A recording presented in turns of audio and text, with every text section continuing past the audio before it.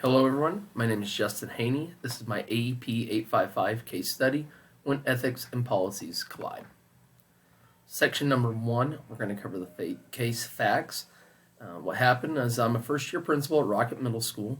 During passing period, a teacher witnessed student James handing another student, David, something after being called to the office. I was notified. Both students were brought into the office where David was found to be in possession of brass knuckles. A school resource officer took both students to the detention facility, even though James admitted he threatened David into holding them. This happened in the middle of school day, Rocket Middle School. My assumption is that Rocket Middle School is in a metro area. The school resource officers involved. We called David's mother. And then the director of secondary education will be involved here in a little bit. Legally, it is a felony to possess this weapon. School could be taken to court if the parents aren't happy with the outcome of the situation. Ethically, both students are going to be suspended, even though that David was threatened into the act. No room for situational fairness with zero tolerance policy. And then the norms for the district, it seems like is very black and white when it comes to policy. Our school resource officer is an authoritarian, and then the school appears to have a history of violence and possible gang issues. To sum up what's happening, policy says to expel David for a minimum of 45 days.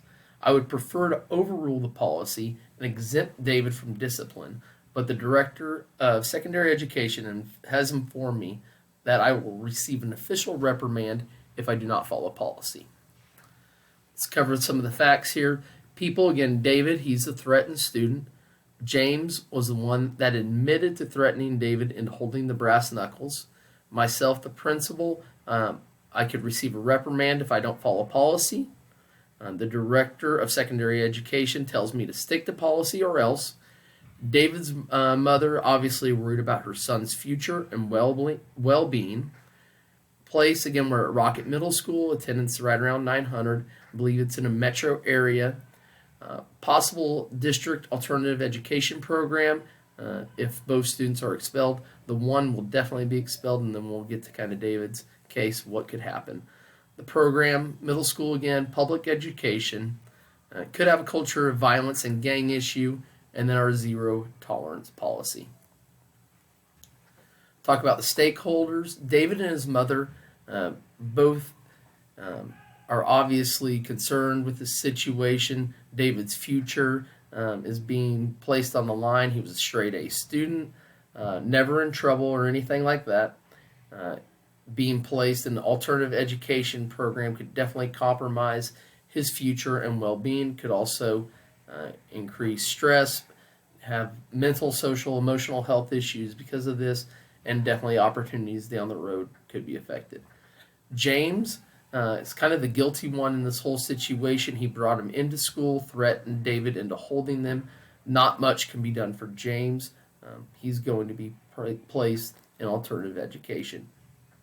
Myself, I want to do what's right, but at the same time, I don't want to put my own future in jeopardy. Other things to consider is how this will affect school culture. Bringing in a weapon in school is definitely zero tolerance. Can't have that. But in David's stance, how is everybody else going to see that he's suspended, even though he was threatened into holding them? Has there been a hearing or anything? There's not been a hearing. There's been no expulsion yet. But once he's expelled, we can definitely set up a hearing, talk about that here in a second. What is the exact policy, and are there any loopholes? And then what is our district appeals policy? And is there a case for the parents to file legal action? Options and outcomes. Number 1 is to do nothing. Stick with my decision and not to expel David. We'll expand on each option here in later slides. Option number 2 is to follow policy. Expel David for possession of a weapon. Option 3 is review policy, look for a possible loophole that it could exempt expulsion. And option number 4, follow policy and appeal. Expel David and encourage the family to appeal to the greatest extent. Option number 1, do nothing. Stick with my decision and not to expel David. David's future would be safe. Ethically, this would be the correct thing to do because he's really not at fault. This would go against my director's request to follow policy, though, and as a first-year principal, it would definitely put me in a very risky situation. Pros, David would face no punishment. Ethically, it makes sense. Wouldn't take any future action or time. Some cons, would receive an official reprimand from my superior, breaks school board policy, and puts my livelihood in jeopardy. Option number 2, follow policy, expel David for possession of the weapon. We are a zero tolerance school. That's policy. We'd be sticking to that, but it would definitely be unethical. David's definitely not at fault, and it would be unjust for him. I would follow my superior's wishes, but this decision could ultimately put the entire district in risk if it goes to legal issues, or not legal issues, but court. Some pros, appeases my director and won't give me a reprimand. Follows my school board policy, and my job is safe. Some cons, it's unethical, unfair, and unjust for David. His future will be affected. The school district could face a lawsuit for unjust punishment, and it could receive poor publicity if taken to the press. Option number 3 is review the policy, look for a possible loophole that could exempt the expulsion. I would take a deep look into the school board policy and see if there's any way to exempt David from the expulsion. I would look to cover extenuating circumstances, or if he felt threatened, bullied. If none could be found, then I would ultimately go with a zero tolerance policy.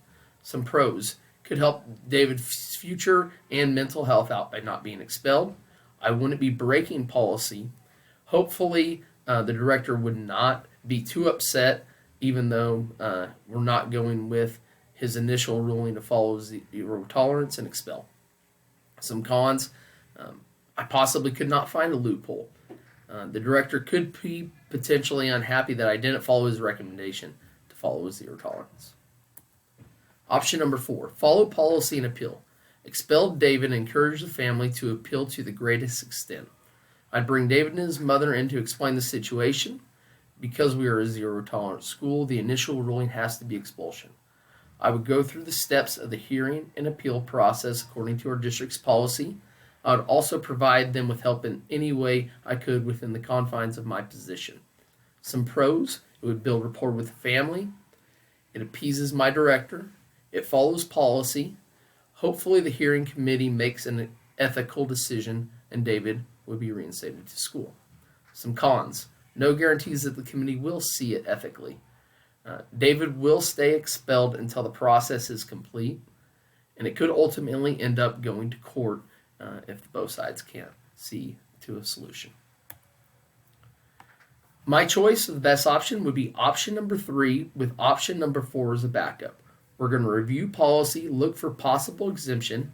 If none can be found, we'll continue to option 4, expulsion, and then helping the family through the hearing and appeals process.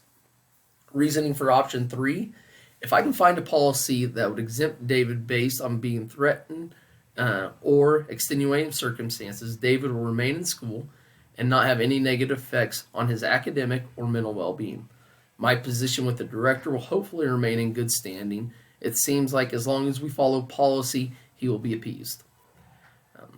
Help me possibly, or help the family possibly going to court and with the help avoid possibly going to court with the family. This will help the entire school district out. Avoid any bad PR, and it would be ethically the right thing to do. Back up with option 4 if option 3 doesn't work and I cannot find a loophole. If I'm unable, then we're going to support David and his mother through the hearing and appeals process, but we will have to expel him as their initial decision. I would lay out all the facts for the appeal and hearing committees I feel the facts are very strong in the case, and I really don't see that it would hold up in a hearing or an appeal. Request meeting with the director and superintendent to discuss the case and possible outcomes of it going to court, because I feel like the family and David would have a very strong case that if the hearing and appeals committee, if it went to court, the courts would ultimately rule in David's favor. I would provide additional support to the family within the constraints of my position. Going through the steps of my decision, first I'm going to look through the district handbook, looking for that loophole that I talked about, or possible policy that it could exempt the zero tolerance if he was bullied into it, or if he was bullied or threatened into holding that weapon. Is there anything in policy book that says he's not at fault? So if I found that policy, that would be step number 2. Step number 3 is I'm going to meet with my director, present the identified policy, and review it and explain our rationale, and hopefully he agrees with the override of the zero tolerance. I feel like that's really a good thing to do and smart, because our school seems to be a very policy oriented, and if we can find a policy that it fits, they'll let it stand. Step number 4 is I'm going to meet with David and his mother, let them know that the overriding policy is in place and he's not expelled, express my sympathy for the entire situation. If that policy could not be found, we're going to go to plan B, which is expel David temporarily, and hopefully the hearing process and appeals process will get him back into school as soon as possible. I'm going to show empathy in the situation, but again explain that the initial ruling has to be expulsion, and then I'm going to provide support. We're going to cover the hearing process, which is step number 1, of going through who's on that committee, when it can be, where, and how. We'll present the facts with them just so they have a strong case heading into it. If the hearing process fails and they don't reinstate David, then it can go to an appeals. First appeal would go to the superintendent, then it was going to go to the school board, and ultimately could go to the State Board of Education. Again, hopefully it would not get all the way there. If it does even reach the soup, I'm really going to reach out, meet with them, explain the facts of the situation, and express the risk I feel like it's going to put our entire school district in if David and his mother aren't happy with him being reinstated, or we can't get that reinstated. So that's my whole case study there. I feel like David and his mother have the right to remain in school, and that our case as a school district of expulsion definitely wouldn't stand up. Even though zero tolerance is in the policy, it doesn't make sense in this situation. Thank you very much. Have a good one.